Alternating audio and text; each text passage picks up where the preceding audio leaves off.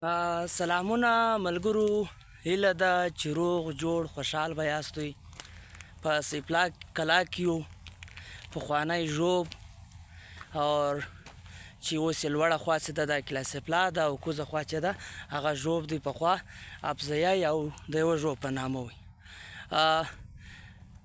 زموږ د دې ژوب یوه اتله پیغله که زه دا وایم چې د سهیلي پښتونخوا یوه اتله پیغله ده چې ډېره زیاته دغه ده ګمنامه ده، ورکه ده.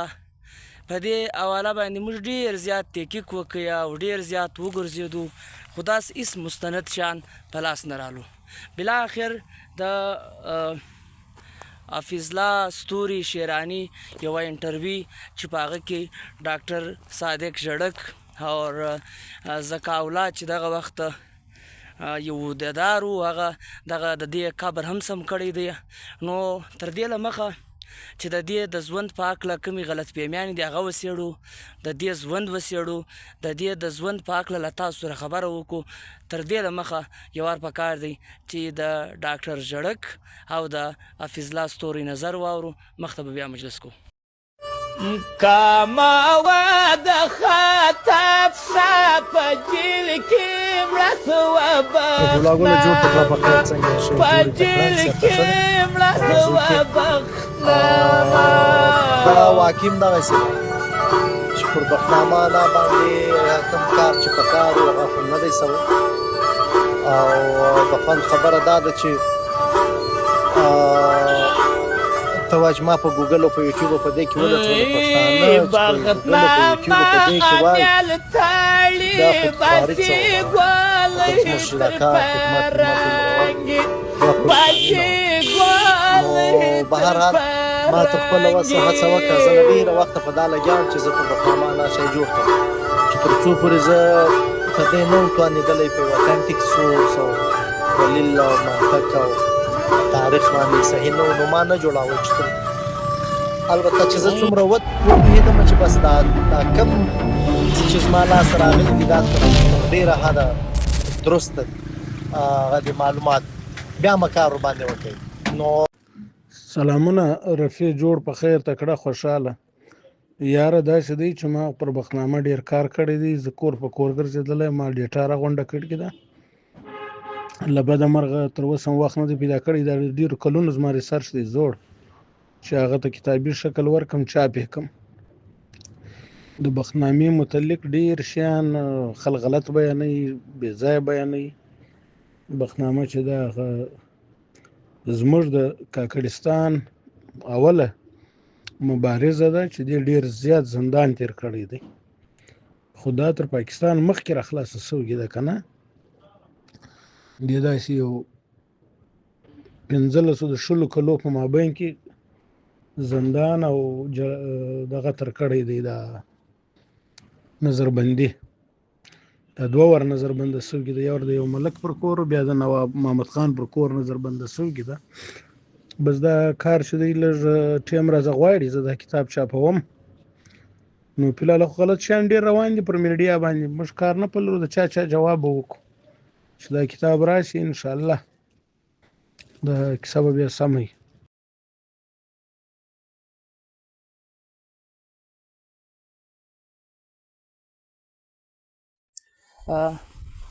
ډاکټر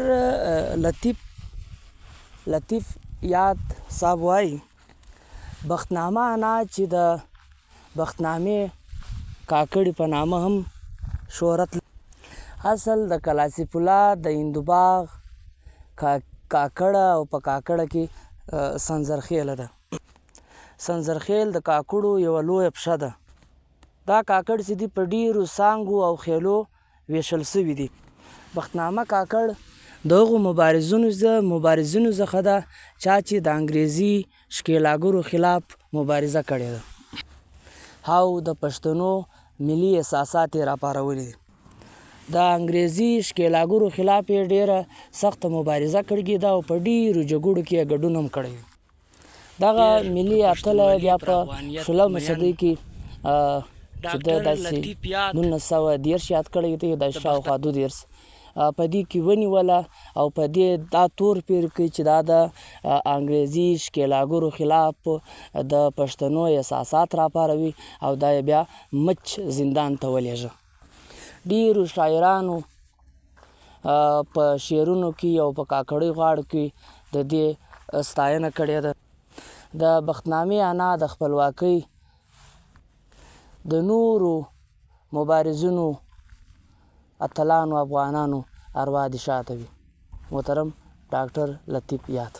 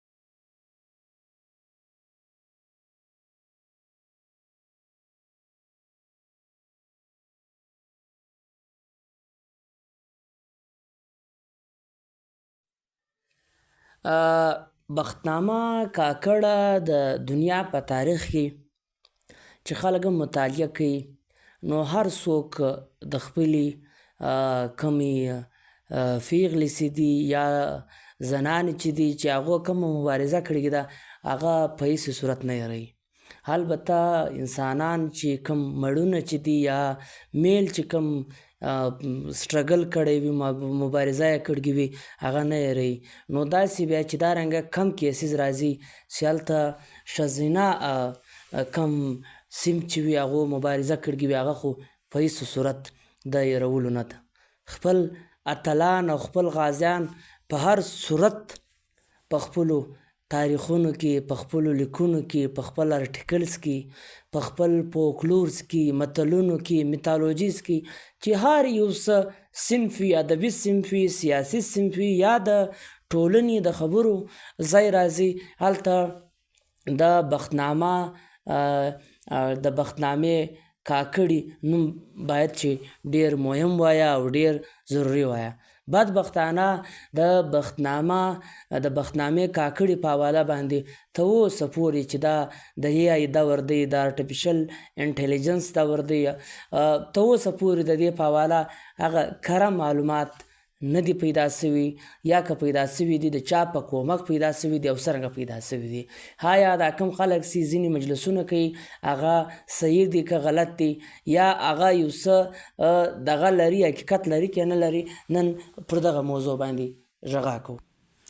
په فولکلور کې وایي بختنامه امیل تړي باسي ګولۍ کاماوه د خطاب په جیل کې مړه سوه بختنامه په جیل کې مړه سوه بختنامه بختنامې ځان د پیغازي له ګوټې څخه د مرخاته پر خوا باندې تقریبا یا د سیل پر دغه باندې پر بختنامه امیل تړي باسي ګولۍ تر پرنګي باسي ګولۍ تر پرنګي دغه سړی تر ډېرو ټولو ګمنامو ورک وي. دا یو څه داسې سپېڅلي پښتانه هر ځای وي چې هغه د دغه لپاره کار وکړي او هغه دغه خلک رازبندي کړي. تاسو ته به دا هم در شو چې دا د شنې خوړې په قبرستان کې دغه قبر چا را ژوندی که او پر دې سلي باندې دغه سلی یا دغه قبر نور چا ښایسته که یا چې جوړ یې که یا چې زموږ دغه اتله چې وي دا ژوندی وي په فولکلور کې او د دې قبر هم ژوندی سي دغه خبره به هم څېړو. بختنامه یوه پیغله باتوره اتله بختنامه کاکړه چې موږ تاسو ته وویلې چې دغه د فرهنګي ښکېلاګرو خلاف زوروره مبارزه کړې ده. د انګریزانو خلاف یې مبارزه کړې ده. افغانستان ته هم تللي دي. بیا یې ځینې خلک وایي چې دا یې د روغې په نیت راوغوښتل او دغه یې کړو چې هغه سره هېڅ داسې موږ ته څه په لاس نه دي راغلي. بیا لکه په فولکلور کې د سیک او د فرهنګي خبره کوي یا یو بل څوک خبره دا کوي چې دا په جیل کې وه او بیا صدر ایوب خان راغلی دا یې راخلاصه کړه او بیا دې د جمعه خان دغه سره واده وکړو. داسې هېڅ خبره موږ له په لاس نه ده راغلې. د بختنامې کاکړي په حواله باندې اصلي معلومات چې حافظ الله شیراني ستوري د ډاکټر صادق ژړک سره یا چې په کومه ورځ د دې د قبر د جوړولو یا ښایسته کولو دستوره وه د رپورټ هم کړی دی چې هغه تر ډېره پورې مستند رپورټ دی او بل څه داسې موږ له په لاس نه دي راغلي چې څه هم په دې هکله چې موږ هم څه سیان څېړلي دي خو په هغه کې شیان خو څېړلي اوسي په دې کې څه صحیح معلومات هم وو او څه د دې په حواله اگزیجریشن هم وي یا مبالغه یارایي هم وه. نو دغه یوه مستند رپورټ چې کوم حافظ الله شیراني وایس اف امریکا ته یو رپورټ جوړ کړی دی دغه چې دی ته ډېره پورې مستند دی او ډېر زیات مو خوښ سو چې مدلل هم و او زړه هم دا خبره مني چې دغه چې دی دا رپورټ چې دی تر ډېره پورې مستند دی.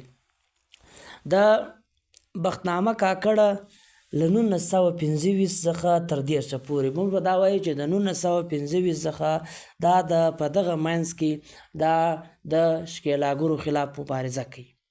دا یوه پیغله ده د کور والا یې ورته تربور ته ورکوي. دا د خپلې هغې طبیعت په وجه باندې هغه تربور نه کوي او انکار کوي. هغه ټیم امیر محمد خان یا میرو چې وي هغه غازی وي له دې غازي سره دا خپل واده کوي. بیا تر ټولو غټ ثبوت له موږ سره دا دی چې خان شهید په خپل کتاب زما ژوند او ژوندون کې هم د دې ذکر کړی دی. یعنی خان شهید وایي چې له ما سره د دې میړه امیر خان یا میراجان هو چې هغه به یو سپاره په لاس کې وه په بیا به یې نیولګي وه. ما وویل زه سپاره نه شم ولی خو دا زما د کور بختنامې کوم اوښتان چې دی هغه یې ژدلي وو یا تار چې دی هغه تار چې دی دا بې له ځان سره ژدلی. په 1925 کې لرغونی ژوب و په دغه کې دې فرهنګیان مړه کړي دي او بیا دې ته مثال کې دا بیا د مچ جیل ته تللې ده او شپږ شپېته کاله بعد په شنه خوړه کې د دې پر قبر باندې اوس یو سلی جوړ شوی دی. دا قبر چا جوړ کړی دی؟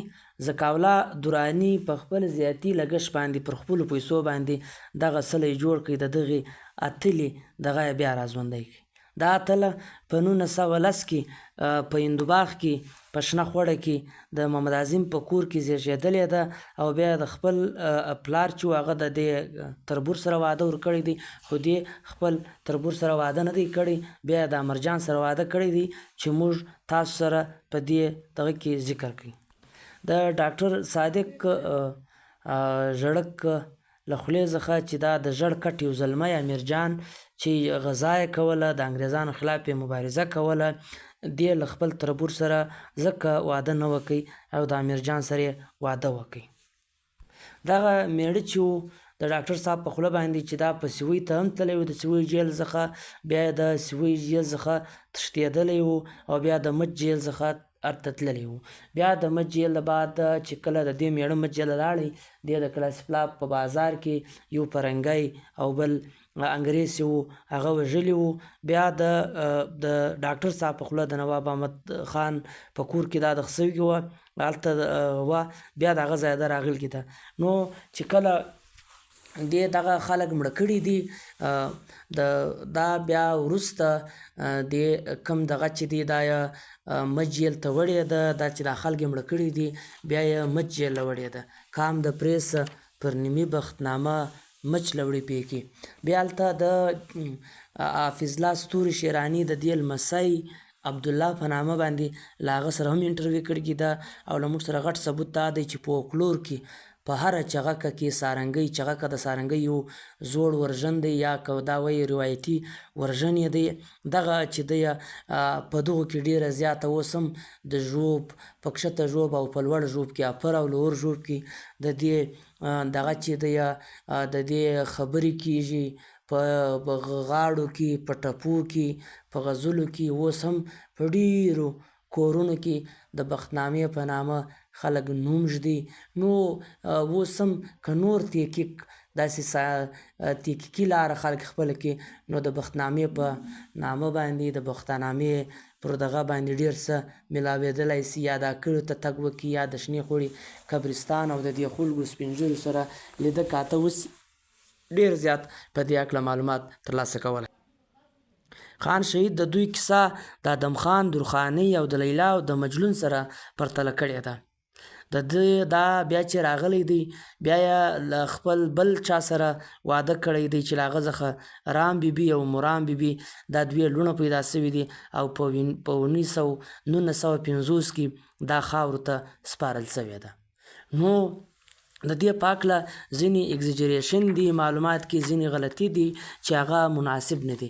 په دا هکله باندې به ته ډېره کوشش کوو چې غلط معلومات یا غلط داسې څه له خلکو سره شیر نه کړو چې هغه د بختنامې په حواله کنفیوزه سي، هغه د شش و پنج ښکار سي. ولې چې دا په داسې کام کې چې هلته نرواکه ټولنه وي، هلته سامراجیانو استعماریانو دا الزام لګولی چې دلته دغه چې دی یا دا د ښځو احترام نه کوي، یا دا په ښځو یې په کورونو کې بندي کړي دي، یا دلته وحشت دی، یا ان سیویلایزیشن دی، ان سیویلایزډ دی، ان کلچرډ دی، ان ایجوکیټډ دی، یا د تعلیم څخه لرې دی. په داسې ټیم کې په 1925 کې یوه زنانه مبارزه کوي د انګریز ښکېلاګرو خلاف، د سامراجي او استعماري یرغلګرو خلاف مبارزه کوي. او دغه روایتي کم ټولنه چې د دې څخه مکمل بغاوت کوي، د یو غازي، د یو اتل، د مبارز د امیر جان یا امر جان سره واده کوي. نو دغه ما تاسو ته وویل قسم د دې په حواله دا معلومات دي چې 10 پیرنګیانې مړه کړي دي، یا دا معلومات دي چې دا بیا په مچ کې پانسۍ سوه، یا دا معلومات دي چې دې مچ ته تله بیا یې خلک مړه کړي. داسې کنفرم معلومات ته اوسه پورې نه دي. معلومات اصل دغه معلومات دي کوم چې دا د قبر د ستوره کې ده، په دې کې ډاکټر صاحب شیر کړي دي، او دغه حافظ الله شیراني ستوري چې کومه ویډیو کړې ده دا تر ډېره پورې مستنده ده. نو د دې په حواله باندې چې نور معلومات یا نورې غاړې یا نوي معلومات راځي، تر هغو پورې موږ دغه معلومات یا دغسې دي له تاسو سره شیر کړو. که په دې هکله د کلي خلک، د علاقې خلک، خاص کر د شنې خوړي او د مسلم باغ خلک په دې حواله معلومات لري، نوی شی شیر کول غواړي، په کار دی پر دې تحقیق وسي، دا خپله اتله، دا خپله کوم غذا چې یې کړې ده دا دنیا ته ور وپېژنو او ډېر مستند معلومات مخ په وړاندې را. بل ورور سردار ولی چې دی هغه هم څېړنه کړې ده، چې هغه هم دغه خبره کړې ده چې هندو باغ د کوټې څخه د ختیځ په لوري دا واقعیت دی، او دغه مسلم باغ کې بیا شنه خوړه چې دلته اکثر وخت بادونه هم چلیږي. په دې سیمه کې بختنامه دلته دفن ده. او سردار ولی هم دغه خبره کوي چې دغه ښځه د ځوانانو سره د سنګر تود ساتلی و، قامي احساسات یې راپارولي دي. 1925 او تر 13 پورې په دې منځ کې د دې عمر یاد. بیا دغسې د دې میړه چې و په زندان کې په 1913 کې جیل سو، او دغه چې دا کله جیل ورغړي کې یو روایت دا وایي چې هغه سیک او دا انګریز و دا یې هلته په مچ کې مړه کړي و، دا بیا جیل سو. خو ځینې روایتونه دا وایي چې نه، دا د قلعه سیف الله په دغه کې بازار کې دی دا سیک او دغه مړه کړي. بیا سردار ولی بیرته د خان شهید روایت راوړي چې خان شهید ویل چې له ما سره په جیل کې امیرا جان بندي وو چې د بختنامې میړه وو، د هغه ویښتان یې په سیپاره کېږدلي وو او سیپاره بیا مخته نیولې وه. ما ورته وویل ستا سیپاره زده ده؟ ده ویل یا سیپاره ما نه ده زده، دا ویښتان یې په دغه کېږدلي وو او دې ته به یې کتل. بیا یې ځینې کاکړۍ غاړې راوړي دي لکه کام د پرې سفرنامې، بختنامه مچ لوړې پیکې، پور بې کړو پیسه پیسه مچ له د نه وړې بختنامه، و پیکي ته د ول ورکوي بختنامې ملک د غوبل کوي، بختنامه امیل تړي باسي ګولۍ تر فرنګي. دغه سردار په آخر کې لیکي سردار ولی چې و دې ته امیر حبیب الله خان یوه ښایسته توره هم د دې میړه ته ډالۍ کړې وه. نو د مخته به ګورو که تاسو ته داسې نور معلومات یې لیکنې په لاس درتلې باید چې له موږ سره